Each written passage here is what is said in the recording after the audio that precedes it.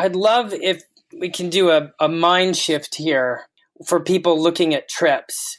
And instead of looking at the trips that you can handle, find a trip you actually can't tolerate, you're not ready for now, and prepare for it, because it will just open up all the opportunities. If somebody has only done a level 1 trip and they want to do a level 5 trip, my philosophy, as long as you're generally healthy, and even if you've had certain surgeries and things like that, it's not completely disqualifying.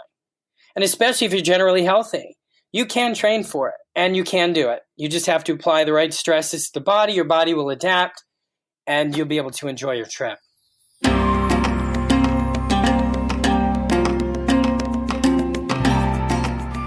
Welcome to the Active Travel Adventures podcast. I'm your host, Kit Parks, and my mission is to bring you epic but doable adventures from around the world. If you're like me, you don't want to live an ordinary life. You want to live a kick-ass life. And one way to do so is to add adventure travel to your life. Of course, adventure travel is really fun, but it also has brought me greater self-confidence and feelings of empowerment. But before we actually go on any of these adventures, we need to prepare. And so today I brought on an expert on training for adventure travel. His company, Fit for Trips, is specifically geared towards people like you and me that have an audacious adventure travel goal. So Marcus is going to take us behind the scenes of what we need to know and think about as we prepare and train for our adventures. And also I learned a bunch of things that I didn't know that I didn't know. After we shut off the recording, Marcus very generously offered all ADA listeners a 10% discount. So I'll put the promo code for that in the show notes and on the webpage.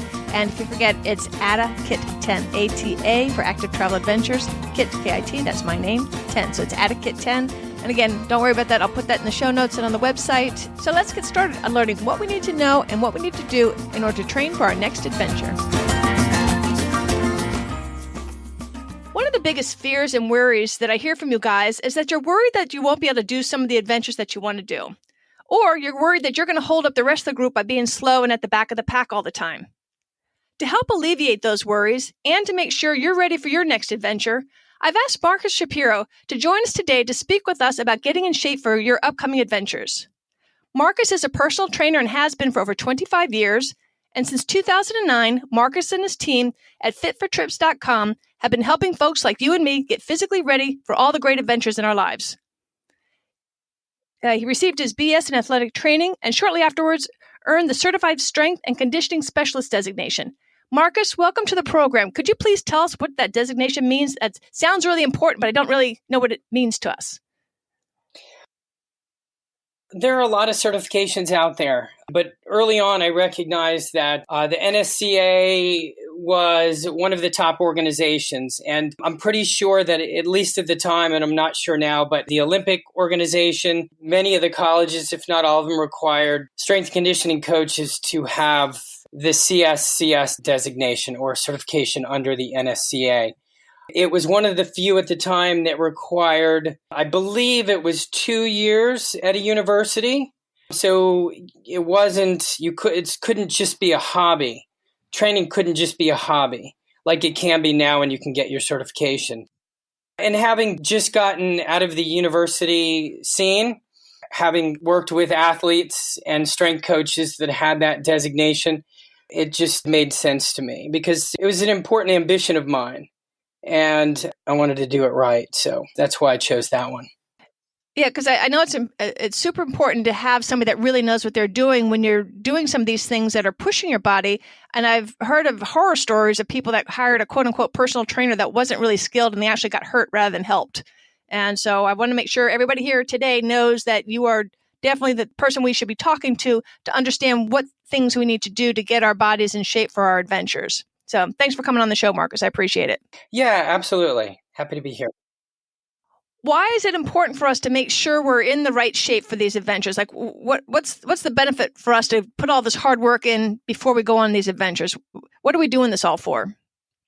Well, I think you and I have similar intentions. I mean, you serve the adventure community by providing information about itineraries, trip experiences, and kind of the on-trip situation, whereas my specialty is kind of the pre-departure phase.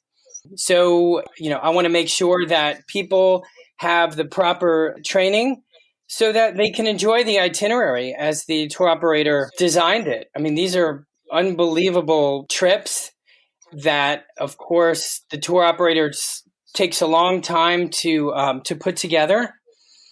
And so most of them have a lot of magic and sizzle, and they're intended to provide incredible experiences. So I want to make sure that people are ready, that they enjoy it, that they have energy, they can be in the moment, and that they don't get hurt while on the trip. And people don't want to hold up others in the group. They have kind of those insecurities.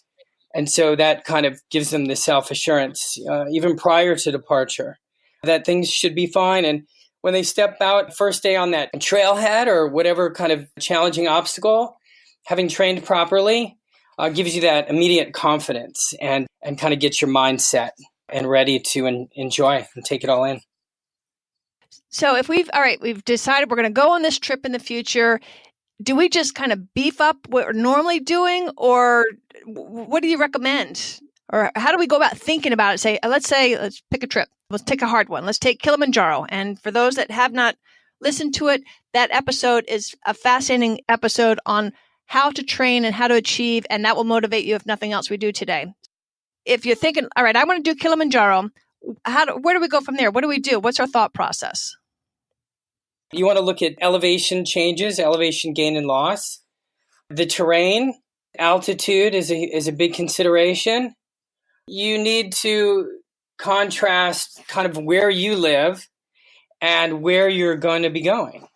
And you need to find ways that you can mimic the stresses that you'll encounter on the trail. And if we're talking specifically about Kilimanjaro, you're really going to find where you live that you're going to have all those challenges. So you have to trick the body. You can do that using the staircases. There are things in the gym that you can do. The treadmill is not the end-all be-all, but we can always get into why that is. It's definitely helpful. You can use other modes of training. They're not going to directly help you, but biking and swimming has, kind of serves its purposes as well. But, and of course, that's where Fit for Trips comes into play. Of course, I help you figure all those things out. But you can do it on your own, and there are resources to figure that out. Well, it's hard without having an individual trip in mind and knowing the people's, like you said, their location or their fitness levels. But so you kind of assess where you are, where you're going, and then do you break it down? How do you figure out how long you need to train for an event? Is there any kind of rules of thumb there? Well, let's take Kili, for example, and perhaps we can work back from there. I've helped over 300 people with training programs for Kili, and there's some things that I've kind of figured out along the way. Because initially when you start out, there's really, at least when I started out, there weren't a lot of resources that helped me figure that out. But over time, with anecdotal feedback, my own experience, and some science, of course, I was able to get a pretty competent plan for that and figure that out pretty quickly. So with Kili, I have people train, let's just kind of take a 12-week program, okay? Which you have to have a pretty good base if we're talking 3 months that you're going to begin to refine. So oftentimes people have a good base if they're considering Kili, not always, but if they do, it's then time to go ahead and refine your training program. So maybe in the first month, you want to, once a week, you'll want to find one hiking day for 3 hours. Then from 5 to 8 weeks, you're going to want to find one time a week, you will hike for 4 hours. And then about 4 weeks prior to departure, you need to get into the 5-hour range. Now, it doesn't sound like enough, but you have to take the total volume of work throughout the week and all the little variables that you throw in. So for example, you're going to want to do the treadmill once a week. The treadmill provides the incline necessary so that you can kind of lengthen and strengthen the Achilles, the calf muscles, and the muscles on the bottom of your feet and in your hips. You do not get the same stresses as you would climbing on hills. There's something missing. I don't want to get too geeky, but it's called ground reaction forces, which means when you're pushing down against the ground is theoretically pushing back on you and you propel yourself forward. If you think about the treadmill, kind of think about that. Everybody who's listening, when you've been on a treadmill, you're not really pushing off. You're just kind of keeping up with it. But you can get the incline, which is important. And again, this can go for just about any hiking or trekking trip, but we'll just use Kili as an example. So you've got your hiking once a week. You've got your treadmill once a week. Then we want to add in stairs. And the reason why you want to add stairs in is for several reasons. One, you're going to get on the ascending portion, you're going to get strength and endurance. There's so many repetitions up the stairs that you're not going to just get strength because you have to lift your body weight up each time. But you're going to do it so many repetitions, you're going to develop an endurance component as well. And if you do different creative things on the stairs, like taking 2 stairs at a time, and if you're tall enough, sometimes 3, you can really work the hip and the knee joint at 90 degrees. And there are certain portions of the trail when that's certainly helpful. The other benefit from stairs, and this applies to most hiking and trekking, and especially Kili, is now you have to come down. And whenever you come down the stairs, you're working on what's called eccentric strength. And so that's the ability to put on the brakes so that you don't go tumbling down. You've got gravity kind of pulling at you every step. And you have to be able to tolerate your body weight and gravity and prevent your knees from buckling and from you stumbling. So that's kind of the third component. Fourth component would be resistance training. So that's going in the gym, and that's really loading your muscles. Not so much machines, but more weight-bearing type lunges and squats are most beneficial. You can do balance exercises as well on single leg and do some interesting things standing on uneven surfaces to incorporate a balance component. There's a fifth component, and that would be high-intensity interval training. So now what you're doing is you're developing cardiovascular fitness. And in this particular case, it doesn't matter what mode of training. So while biking does not train you necessarily directly for trekking, your cardiovascular system, you can challenge it with high-intensity interval training some people call it HIIT training. And so, for example, you might go on the bike, you will ride very strenuously for a minute, and then you will rest completely for a minute, and you might do that 10 times. And that's just one example. And then I would say maybe a sixth component is when you're doing your long hikes, what you're doing is you're not really developing endurance, but in some ways you are. You've got your connective tissues and your tendons and all your joints. They just have to be able to tolerate walking for long periods of time. So whereas short durations and intense durations in the gym, while harder in some cases than hiking is just you've got to be on your feet for a long period of time when your hike or trek has many miles or hours per day. So that applies to Kili, but you can actually take that formula and apply it to hiking, trekking, and then if it's backpacking, and if it's hiking with a day pack, you've got to take that into consideration. It's critical. Your joints and your muscles have to adapt to that prior to your departure. It's not something you can do quickly on the trail. No, that was excellent. And I would like to reinforce what you just said about not just showing up with a pack. I unfortunately did that when I did the West Highland Way in Scotland. I was like, it's not a very difficult.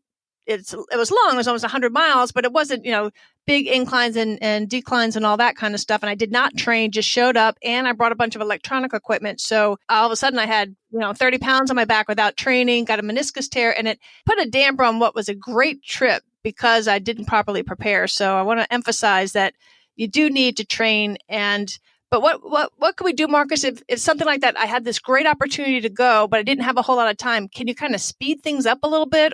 Yeah, I mean, it's not completely analogous to studying for a test. It's hard to cram for fitness, but I will say this. There is an initial level of soreness that you can begin to deal with. If everybody can probably relate, when you first start exercising, you develop a day or two later, it's called delayed onset muscle soreness or DOMS. And you will feel sore and uncomfortable after that workout. But then as the week goes by and even the second or third or fourth week, you don't really feel that anymore unless you completely change your workout up. So if someone's like going on a trip and they're like, oh, it's just too late. I only have, 4 weeks or even 3 weeks. It's not, because there's this initial level of soreness that you perhaps can get rid of before you even hit the trailhead. And then when you're on the trail, it might be that you've done enough stress, you've applied enough stress to your joints and muscles that you're now have adapted to it. And that in itself could make a difference. Say the local gym's got a personal trainer. How can we tell if that person can be any good, or how do we evaluate a personal trainer? Is it just accreditations, or can we tell if there's certain things they're doing? We say, oh, if they don't know what they're talking about, or I remember back, I think it's one of those, the Taibo or something like that. Just a lot of people got hurt training people in this thing, and they didn't seem to know what they were doing, and people got hurt.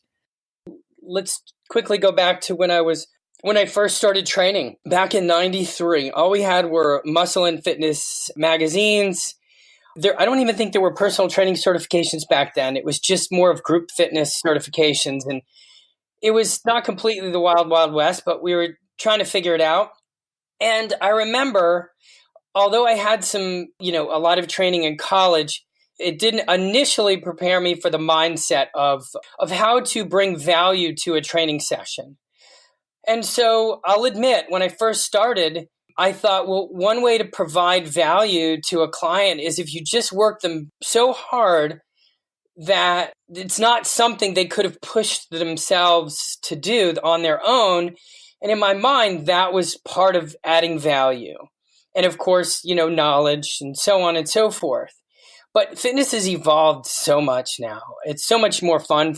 It's so much fun for me now that there are just better certifications, which perhaps we can name those now or at the end, perhaps. Also, there's philosophies that evolved, and with science, people are kind of ahead of the science a little bit. I go on forums and I talk with professionals in the industry, and there are things that they've found out anecdotally in their gym that work fantastic. I'm kind of going off topic a little bit, but I just wanted to share that with you. But that's something that you need to be aware of, is some people getting into it might still have that mindset. They're just going to work you really hard. And you have to, a couple ways you can, I think you can avoid that is first of all, there's an evaluation. Make sure that they're asking you questions. It's not necessarily enough just to do that without filling out these long forms or having them ask you questions about medical history, past exercise history. And the first session is not the opportunity for them to really work you hard. It's more of an evaluation. They should take you through movements, sometimes gentle, just to see how you respond to them, just to see what your movement quality is. And also experience. You might get lucky and find a real ambitious person, because now in the universities and even some certifications are much more competent than they were back in the day. So you could get lucky and just stumble upon somebody that's competent. I'll list all the various certifications on the show notes and on the corresponding webpage, which will be activetravelijadventures.com/training. So that way you can better gauge what the education level is of any trainer that you're considering hiring. Now, how important is stretching? And when do we do it? Before, after, or both? Or what's the story on stretching? I'll tell you what, the debate still goes on about stretching. But I would say the conventional wisdom on stretching now is, and are we talking about before a workout? Are we talking before hikes, or both? Let's talk both. So I would say that prior to stretching, I think it's better that you get some good movements in first. It's not always necessary, but not such a bad idea to start on some kind of cardio equipment. And then do some movements. And again, some people aren't strong enough listening to this perhaps to do some lunges and even to do body weight squats, but maybe so. But those are some good movements to start doing.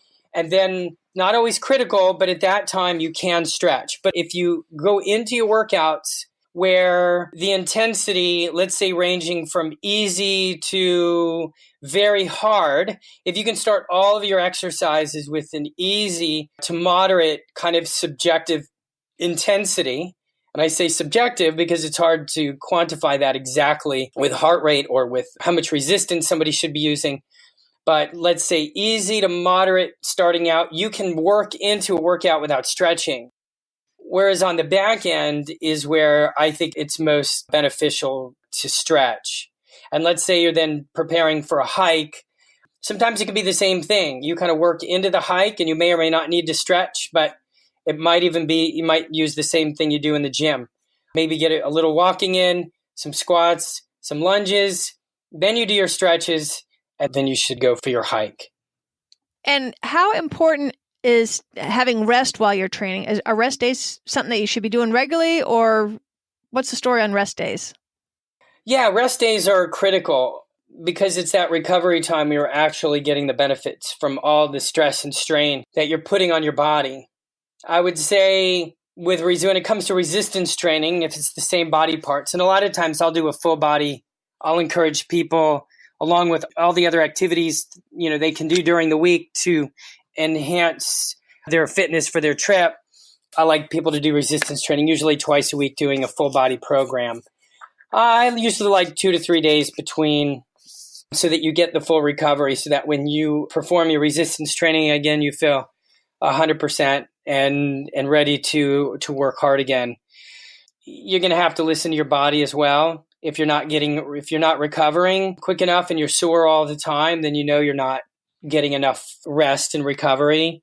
And then there's a term called active recovery. So recovery doesn't necessarily require you to do minimal to zero intensity work. You might do a hard, high intensity interval training session or a hard resistance training. Perhaps you climb stairs.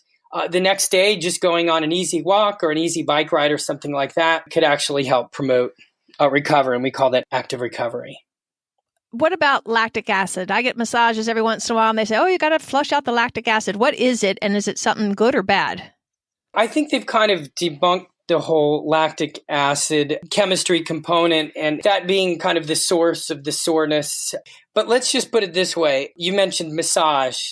Massage is fantastic for recovery. If you can afford to get a massage regularly, that's fantastic. I would encourage that. But people tend to overthink things like foam rollers and those kinds of devices. But those are just massage tools. It's just that you can do them on your own. So I think it's great to get massages as part of your recovery if you're willing to make time for it and have the finances to go ahead and actually have a human being do it. On my recent trip to New Zealand, somebody brought some of those rollers, and they really do work pretty well. Yeah, they do. And I actually like them before working out as well, especially around the hip joint, around kind of the glutes, like sitting on a foam roller and getting your glutes, muscles around your hips kind of loose to kind of promote kind of an elasticity in those muscles. Those muscles generate a lot of force, and they're very important. Especially when preparing for hiking, trekking. And if you have it at your disposal, use it. And you could probably to incorporate that into the warm-up. We talked about maybe using a cardio piece of equipment for a few minutes and then doing some movements, some light lunges and squats. And that might be a time to get into foam rolling. Although you can switch that around, you can foam roll before you even get to the movements as well. Is there any particular brand you like, or does it make a difference? It doesn't make a difference. Just keep in mind that there's different densities when it comes to foam rolling. There's just some basic generic ones. Typically, they're white, and they are not very dense. They're good for beginners. I find that the black colored ones seem to be more dense, and they also and both of those are usually inexpensive. And also there is I believe Hyper Ice is the company, and I'm sure there are others. And it's one that vibrates. That's pretty cool. And they also make different sizes. So I'm thinking maybe 1.5 feet. And then there are ones that are 3 foot. I think I'm getting that right. 3 feet in length. So keep that in mind, especially if you're going to travel with them. That's an important consideration. I once had a masseuse recommend bringing a tennis ball and rolling around on that. You have any thoughts on that? Yeah, I like that, except you're working on a small surface area. So think of tennis ball is not that dense, whereas a lacrosse ball is very dense. A lacrosse ball would be like if somebody was doing massage and taking their thumb and really digging it deep into your muscle. That would be more of a lacrosse ball. Tennis ball is similar, but it's not as dense. Someone can tolerate that. better. And then the easiest thing to tolerate, of course, is more of the foam roller style. So yes, I like it. You just have to experiment and see if you can handle it. And how much time is all this going to take us? It sounds like we had the one long day that gets longer as our training extends, and then every day we're doing a little something. So what's our time budget for all this stuff? That's a good question. So I would say that if you're doing let's say a multi-day hiking trip, and maybe you'll be doing, let's say, 3 hours a day, and it's maybe 3 days of hiking. And this is just kind of general. You could get away with 3 days a week. One day should definitely be a walk/hike with some pack weight. Not everybody has stairs, but I'd really encourage you finding them. That could be a parking garage. It could be an office building.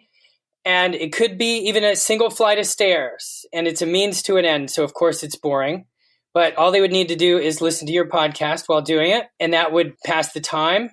And then I would perhaps add maybe 1 day of high-intensity interval training on a bike, kind of non-weight bearing.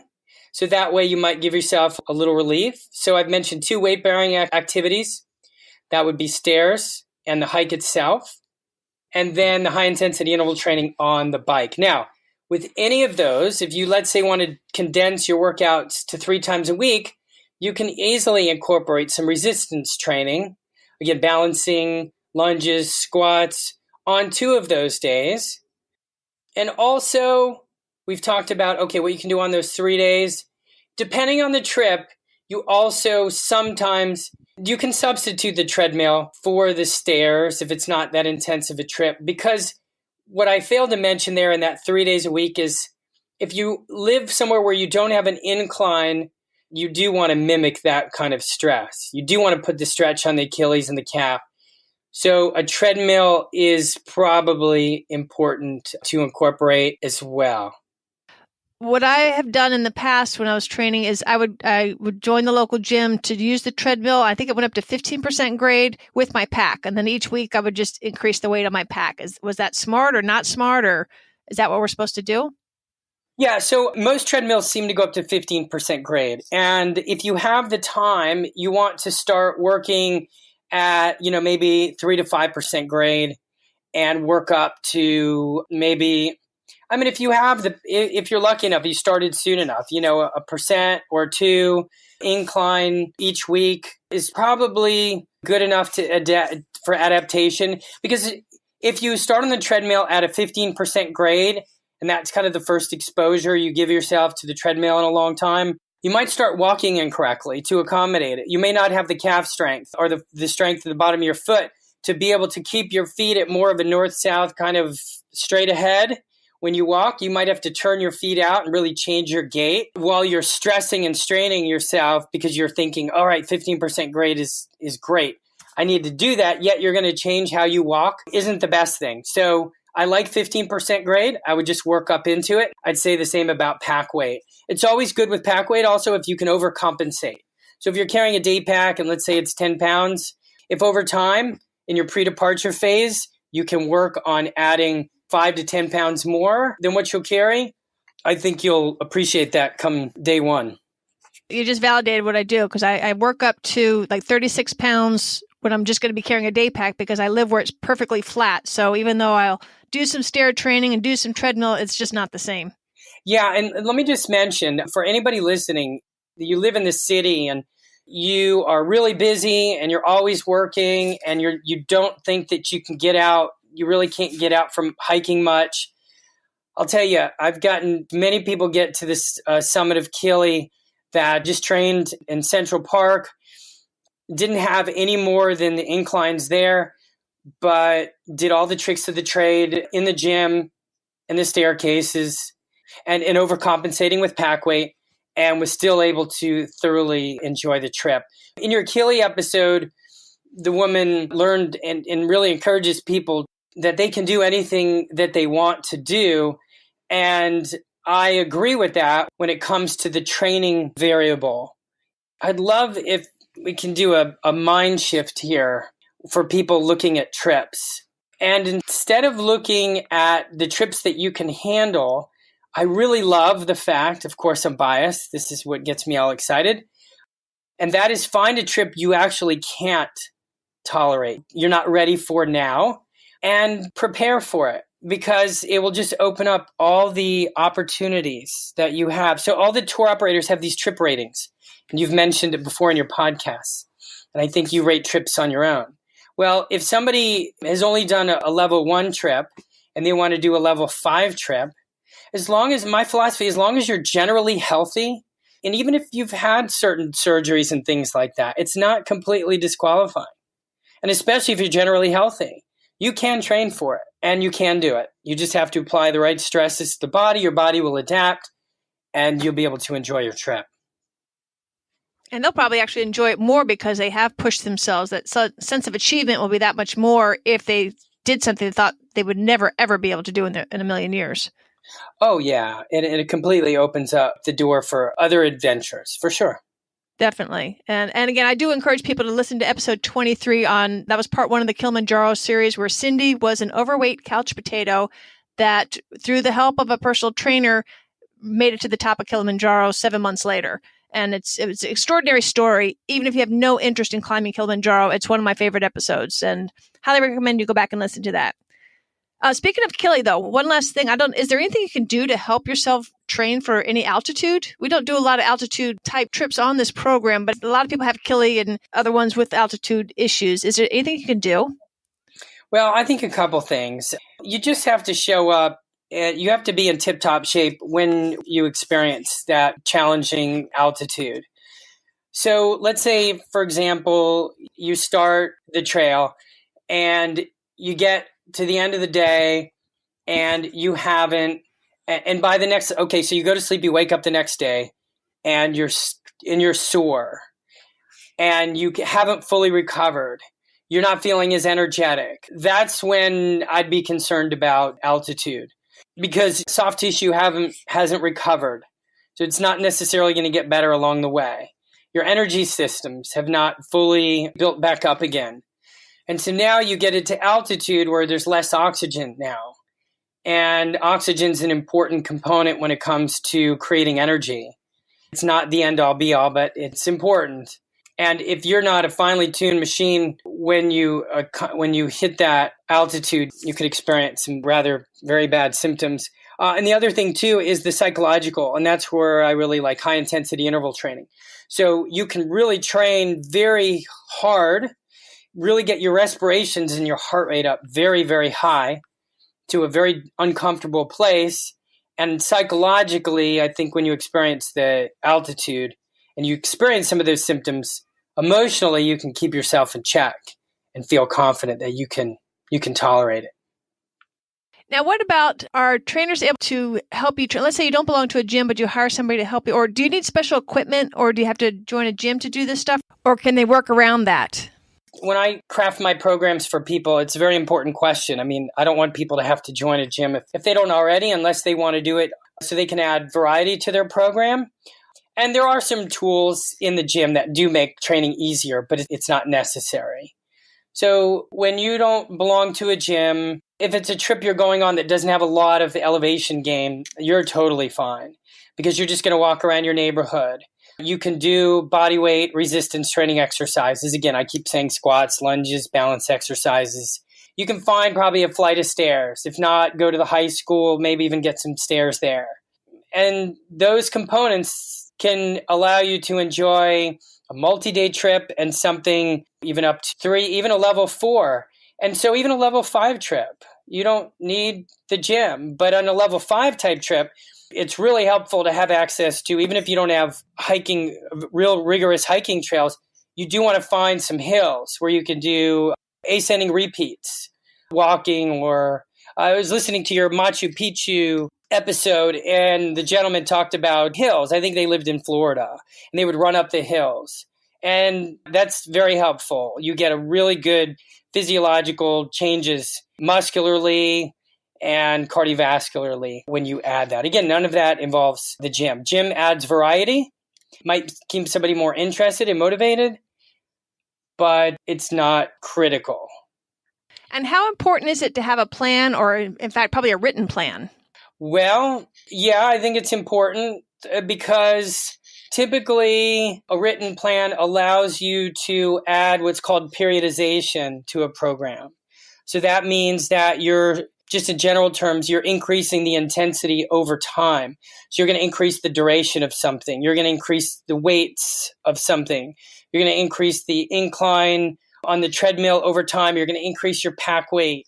All of these things, it's helpful to have documented in kind of an incremental way so that you can see kind of the progressions that you'll be working. Or if you don't have a written plan, you're writing it down as you're going so that you can build usually every 4 weeks or so, adding some intensity over time and volume, the amount of work you do.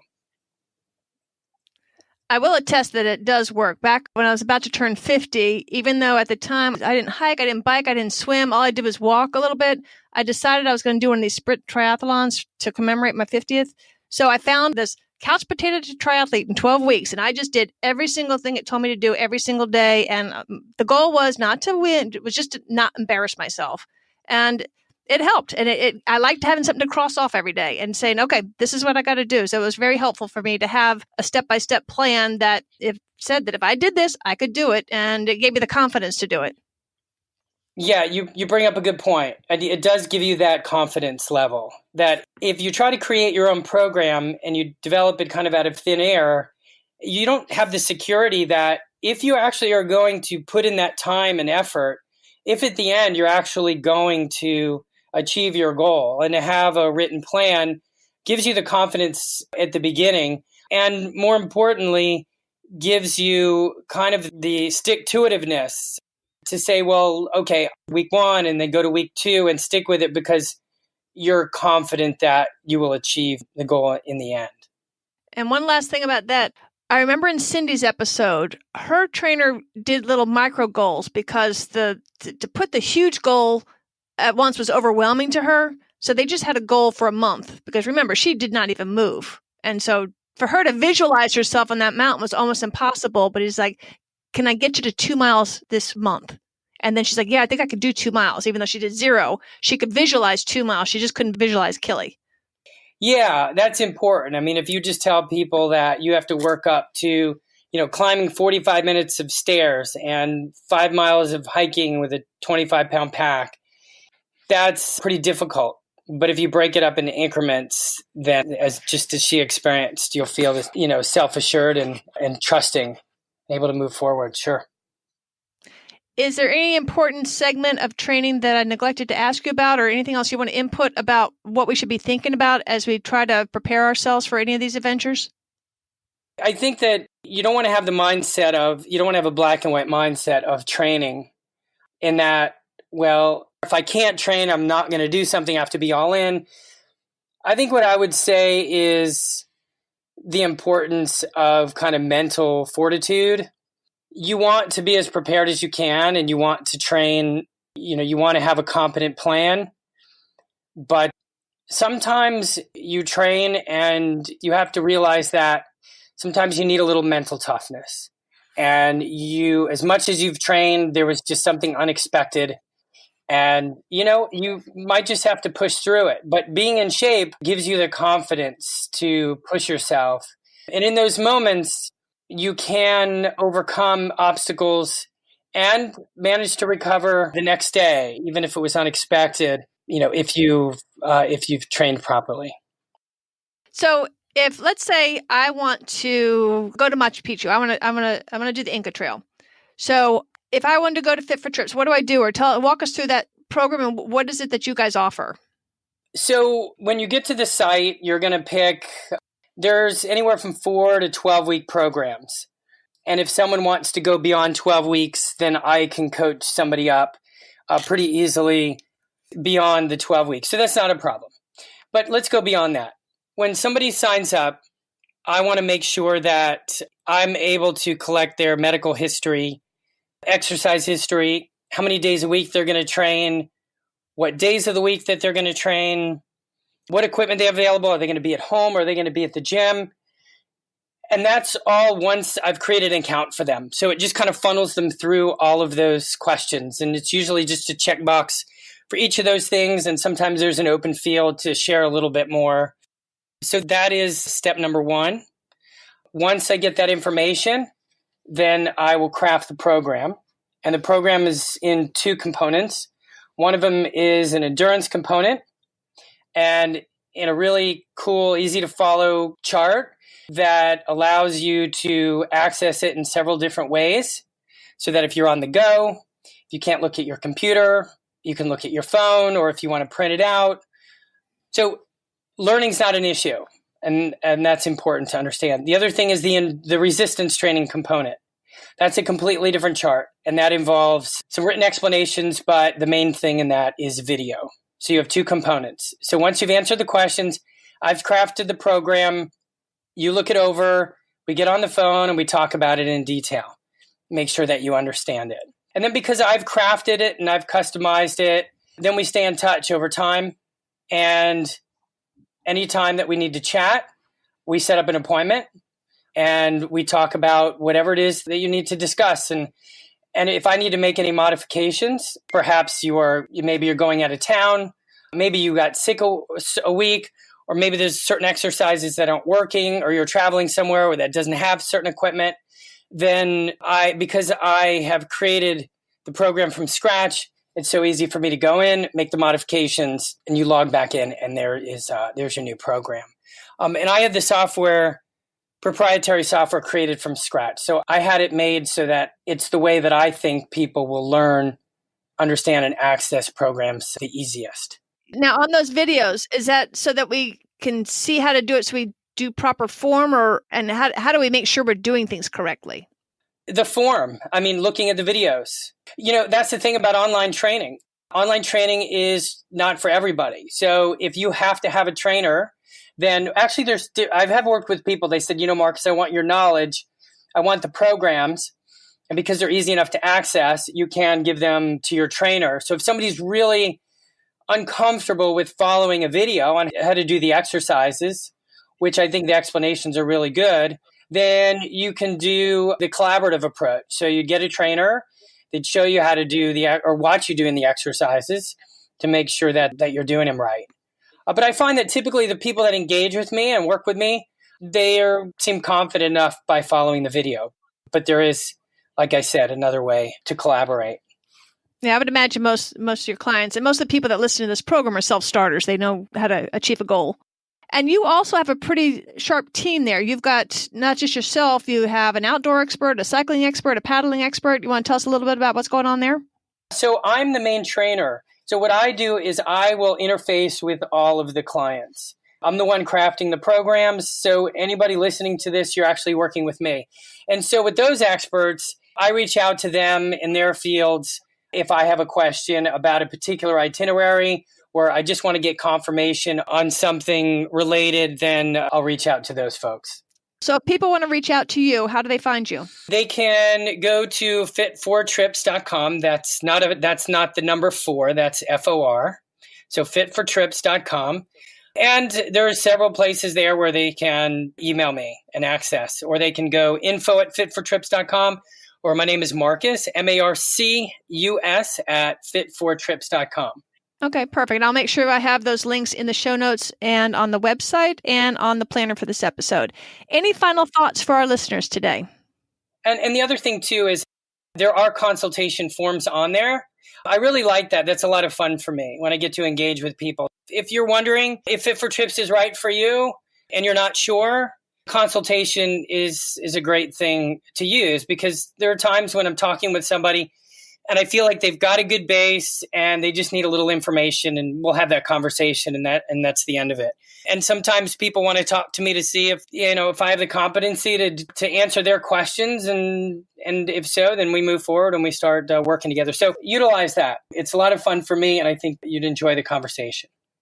So do you feel confident that folks that are listening that want to do a really killer adventure, that you or somebody like you could get them in shape if they follow the program so they can achieve that dream?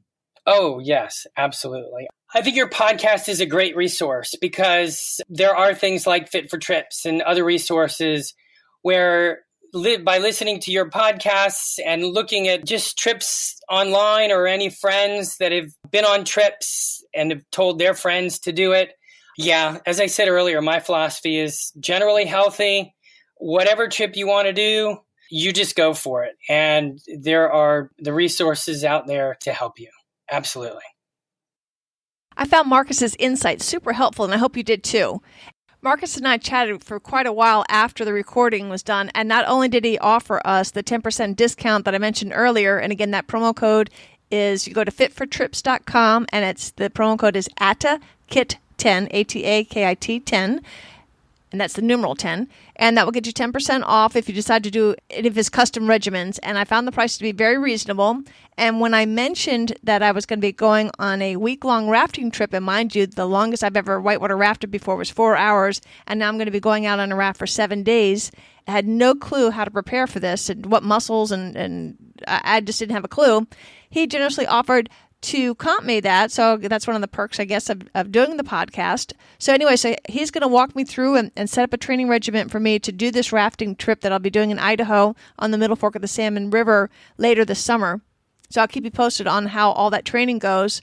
And also, very generously, he, at no additional cost to you folks, will pay Active Travel Adventures a small commission as an affiliate link. So if you do decide to use them and you go through my links, you'll be helping to support the program, which is basically a labor of love outside of, like I said, every once in a while I get some nice perks and the occasional small commission, but every little bit helps. The costs do add up. And so if ever you're doing any of these kinds of things, I encourage you to use my links. They do help little by little to help support the program and the overhead costs of the website and the podcast, etc.